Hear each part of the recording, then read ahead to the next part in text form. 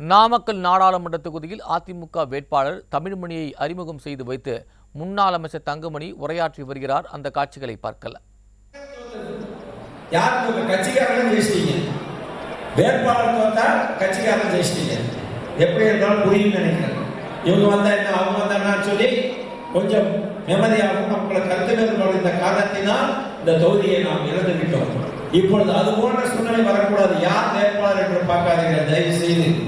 இந்த இயக்கம் பொன்மலை செல்வன் புரட்சித் தலைவர் எம்ஜிஆர் என்ற இயக்கம், மாண்புமிகு அம்மாவால் வழங்கப்பட்ட இயக்கம், இது சாதாரண கடைக்கோடி தொண்டன் என்ற புரட்சியாளராகி இந்த இயக்கத்தை நடத்தி கொண்டு இருக்கின்றார் என்று சொன்னால் அதற்காக நாம் இந்த தேர்தலிலே கொஞ்சம் அர்ப்பணிப்புணர்வோடு பணியாற்ற வேண்டாமா? இந்த இயக்கத்தை காப்பாற்றுவதற்கு உங்களுக்கு உரிமை இல்லையா? இந்த இயக்கத்தை நாம் கட்டியிருக்கின்ற வேசியை காப்பாற்ற வேண்டும் என்ற உரிமை உங்களுக்கு இல்லையா? அதை பெற்றுத்தார்கள் என்றுதான் நான் உங்களிடத்திலே கேட்கின்றேன். நமக்குள் எந்த கருத்து வேறுபாடு தேர்தலுக்கு பின்னால் பேசப்படும். நீங்கள் எதிர்பார்ப்பது நடக்கும். ஆனால் தேர்தலிலே ஏதாவது மாற்றம் இருந்தால் யார் என்று பார்க்க மாட்டேன், நடவடிக்கை எடுத்து விடுவேன். அது எந்த கருத்து வேறுபாடும் கிடையாது. யாராக இருந்தாலும் சரி, யாராக இருந்தாலும் சரி, இனிமேல் அது போன்ற அரசியல் நான் செய்வதாக இல்லை. தவறு செய்வதை நடவடிக்கை எடுத்தால் தான் அடுத்த முறை இது போன்ற தவறு நடக்காமல் இருக்கும். ஆனால் அது போன்ற தவறு நடக்கிற நம்பிக்கை எனக்கு இருக்கின்றது. கடந்த காலம் என்பது வேறு, இப்பொழுது இருக்கின்ற நிலைமை வேறு. ஆக இதையெல்லாம் புரிந்து நீங்கள் செயலாற்ற வேண்டும் என்று கேட்டுக்கொள்கின்றேன். நேற்று தினம் இங்கே நடந்த சேவை கூட்டத்திலே ஈஸ்வரன் அவர்கள் பேசினார். நான் ஒரு நாகரிகம் கருதி எல்லா கூட்டத்திலையுமே நாகரிகமாக பேசி வந்தேன். அவர் நாகரிகமாக தான் பேசினார், இல்லை என்று சொல்லவில்லை. ஆனால் நமது வேட்பாளரை பற்றி தவறாக சொன்னார். என்ன சொன்னார் என்றால், அவர் கோயம்புத்தூரில் இருக்கின்றார், ஆகையால் வெற்றி பெற்றால் அவர் கோயம்புத்தூர் சென்றுதான் பார்க்க வேண்டும் என்று ஒரு தவறான கருத்தை சொல்லி இருக்கின்றார். அது இந்த உண்மையை உங்களுக்கு சொல்ல வேண்டும். வேற சொன்னால், அவர் பிறந்த ஊரு பரமத்தியில் பக்கத்தில் இருக்கின்ற வெள்ளாளபாளையம். அவர் உருந்த சொந்த ஊரு அக்கறை இருந்த வேளாயுபாளையம். அதற்கு பின்னால் 30 ஆண்டு காலமாக இங்கே வந்து கடந்த 5 தேர்தலாக வாக்கு போட்டுக் கொண்டிருக்கின்றார். அவர் என்ன நாடாளுமன்றத்தில் சீட்டு கிடைக்கும்னு சொல்லி 5 வருஷம் தான் கிட்டத்தட்ட 20 ஆண்டு காலமாக வாக்களித்துக் கொண்டிருக்கின்றார் என்று சொன்னால் 2024 தேர்தல் வரும், நமக்கு வேட்பாளர் வாய்ப்பு கிடைக்கும், அதனால் நாம் ஓட்டு எழுதுவோம் என்று எழுதினாரா? எப்படி பொய்யை சொல்கிறார்கள் பாருங்கள். அதற்கு பின்னால் சொல்கிறார் பணக்காரர், ஆனால் அவருக்கு சீட்டு கொடுத்துட்டார் என்று. அவர் சாதாரண அதை சொன்னார், நான் சாதாரண விவசாயி தொழில் செஞ்சுட்டு இருக்கிறேன், என்ன போய் பணக்காரன் சொல்றாங்கன்னு சொல்லி. இந்த இயக்கத்துல பணக்காரன் ஏழை வித்தியாசம் கிடையாது. இதே ஈஸ்வரன் நான் கேட்கின்றேன், இப்பொழுது மாதேஸ்வரன் கொடுத்திருக்கின்றீர்களே, அவர் மாவட்ட செயலாளர் தானே, அதே போல 2019ஆம் ஆண்டு அதே மாதேஸ்வரன் கொடுத்திருந்தால் நீ உண்மையான தொண்டனை கொடுத்திருக்கீங்க அர்த்தம். எப்படி சித்தாட்சி கொடுத்தீர்கள், எந்த அடிப்படையில் கொடுத்தீர்கள்? பணக்காரர் செலவு கொள்வார்கள் தானே கொடுத்தீர்கள். அப்புறம் திமுக நீங்கள் பணம் பெற்றுக் கொண்டீர்கள். ஆனால் இந்த வேட்பாளர் அப்படி இல்லை, உங்களை போன்ற ஒரு சாதாரண வேட்பாளர்.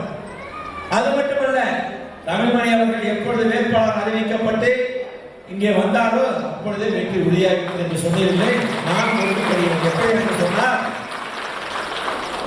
நம்ம எழுதி நிற்கின்ற வேட்பாளர் ஒரு வேட்பாளரை போட்டார். அந்த வேட்பாளரை போட்டு இங்கே வந்தபோது இதெல்லாம் நமக்கே தெரியாது. அவங்க கட்சியிலேயே போட்டி, எனக்கு செய்தி கிடைக்கல, உங்களுக்கு செய்தி கிடைக்கலன்னு சொல்லி அவங்களே வாட்ஸ்அப்ல போட்டுவிட்டாங்க. போட்டுவிட்டு அதை போட்டுவிட்டு அது வைரலாக போய் கொண்டிருக்கின்ற போது பிரச்சனை வந்தது. அதுக்கு ஈஸ்வரன் அவர்கள் பேட்டி கொடுக்கின்றார்.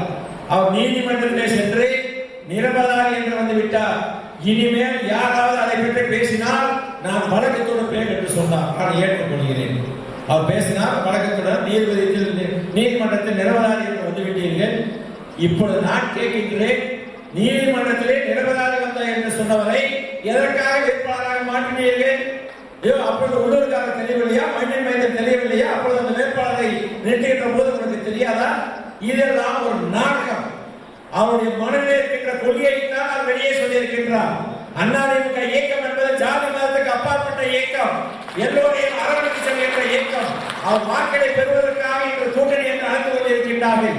ஆனால் உண்மையான சுயரூபம் சூரியன் பற்றி பேசியதுதான் அவருடைய உண்மையான சுயரூபம். அதை மறைக்க பார்த்துக் கொண்டிருக்கின்றார்கள். அதை நீங்கள் மக்களுக்கு எடுத்துச் சொல்ல வேண்டும். ஏதோ வேட்பாளரை மாற்றிவிட்டால் அவருடைய கொள்கையெல்லாம் கட்சி விட்டு நீக்கிட்டோம், அவர்கள் நடவடிக்கை எடுக்கட்டும். அப்படி பேசினார் என்று எப்போது பேசினார் என்று சொல்கிறார்கள். ஏன் அப்பொழுதே நடவடிக்கை எடுத்திருக்க வேண்டியதானே? தன்னுடைய பதவி வேண்டும் என்பதற்காக எப்படி வேணாலும் மாற்றிக் கொள்ளலாம் என்ற இயக்கம் அவர் வேண்டாம் இருக்கலாம். ஆனால் எங்கள் இயக்கம் ஜாதி மதத்துக்கு அப்பாற்பட்ட இயக்கம் என்பதை இந்த தேர்தலில் நாம் நிரூபிக்கப் போகின்றோம். மக்கள் தயாராக இருக்கின்றார்கள். எங்களுடைய பொய்யை சொல்லி மக்கள் நம்புவதற்கு தயாராக இருக்கிறார். சரி, அதுதான் அந்த வேட்பாளர் போயிட்டார். அடுத்த ஒரு வேட்பாளர் வந்திருக்கின்றார். வந்தார், அதுவும் நமக்கு தெரியாது. அதே அவங்க வச்சுக்கிறதே போட்டாங்க. நைட்டு 12 மணிக்கு உள்ளே வெளியெல்லாம் நடந்து போச்சு. நினைக்கிறேன். ஆக அதிகாரத்திற்கு வருவதற்கு முன்பாகவே காவல்துறை அதிகாரியை இரவு 12 மணிக்கு மிரட்டுகிறார் என்று சொன்னால், நாளைய தினம் வெற்றி பெற்று ஒரு நாடாளுமன்ற உறுப்பினராக வந்தால் காவல்துறையை போய் பார்த்துக் கொள்ளட்டும்.